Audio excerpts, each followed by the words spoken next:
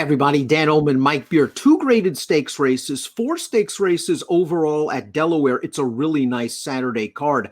Not only do you have the Robert G. Dick Memorial on the turf, you have the rematch between Hello Beautiful and Chubwagon, and you also have the Grade 2 Delaware Handicap at 1.25 miles. Let's throw up the field for the Delaware Handicap. It's been won by some top mares in the past. Again, it's at 1.25 miles. And Mike, the 5 Bonnie South just towers over this field in terms of buyer speed figures and perhaps class. Yeah, it feels like she's a little bit of a standout here, Dan, even though, when you start taking her form apart, she's only 4 for 10 in her career, but man, she's kept good company. She's held her own against some really nice horses, and it feels like she's probably exiting the best race of her career last time at Belmont.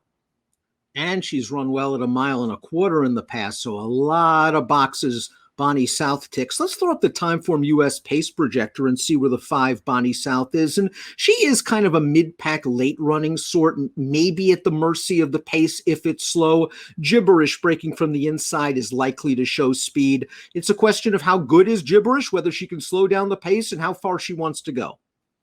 Yeah, those things are all concerns with Gibberish, but she should be out there on the front from her inside post. Miss Marissa, the 6, has fine tactical speed, Dan. I don't expect her to be too far away, and she's actually a little underrated.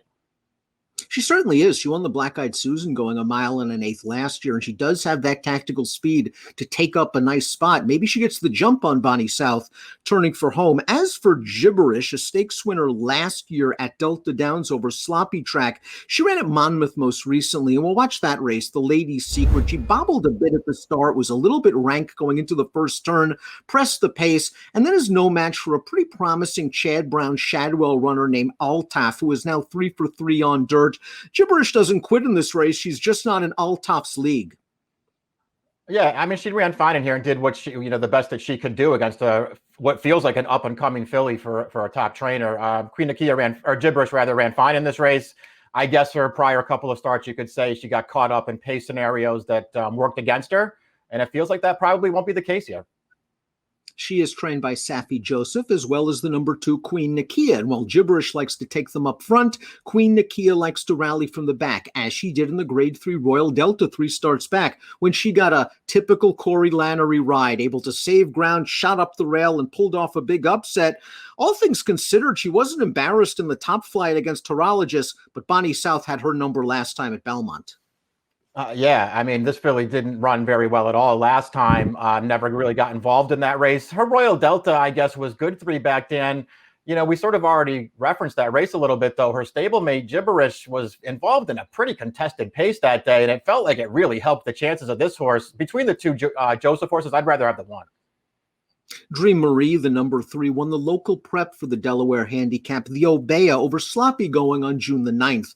Let's watch that race right now. She'd always been a hard hitter, Dream Marie. She deserved a stakes victory. It was trainer Matthew Williams' first stakes victory. Dream Marie gets it done with an 87 buyer speed figure, and she runs down Miss Marissa to do it.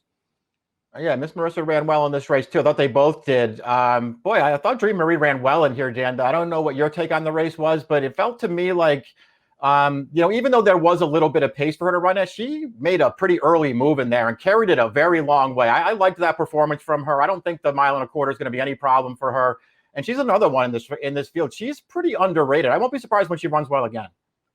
She's mostly consistent. It was nice to see her bounce back from a couple of sort of questionable efforts where she didn't do her best, but I agree with you. I think maybe the longer the better. Saracosa's up next, and this one's shown a little bit of ability. She was second in this race last year, and she was facing Dunbar Road, and you could argue that Dunbar Road would be very, very salty in this race as the favorite. Saracosa's last race was her first start of the year at Churchill Downs. She probably needed it. She can step forward.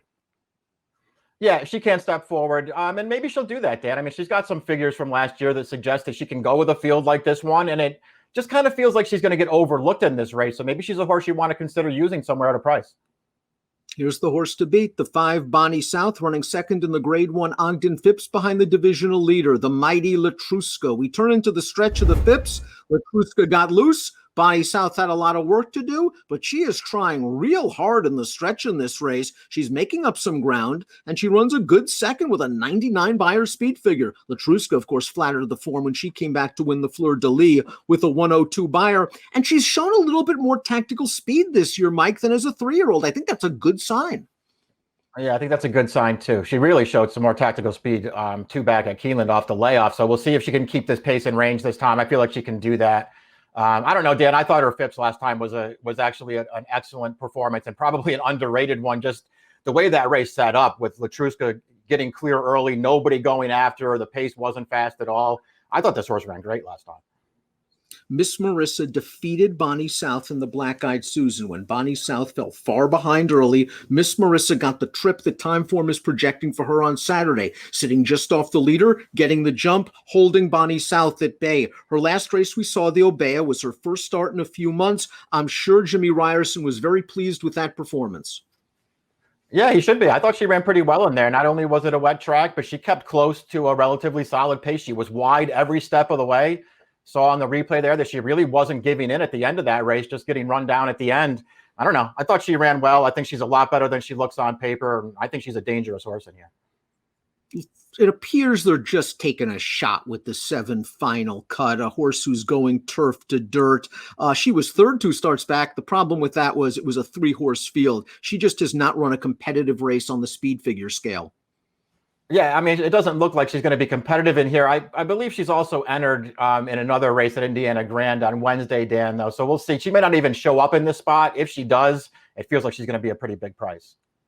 Let's take a look at our top picks for the Grade 2 Delaware Handicap. Bonnie South's the horse to beat. Curious pace play for Gibberish. I think Gibberish has a half sibling that just missed going 1 3/8 miles. So I'm hoping that this extra distance will be okay. And maybe Gibberish at a decent price can back down the pace enough. Bonnie South is good. Bonnie South has been had in the past, as you mentioned in the open.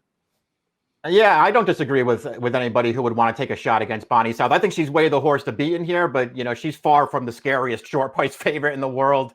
I think she'll probably beat this field, and I just gave her a little extra credit there because I really feel like she ran an underrated race in the Phipps last time.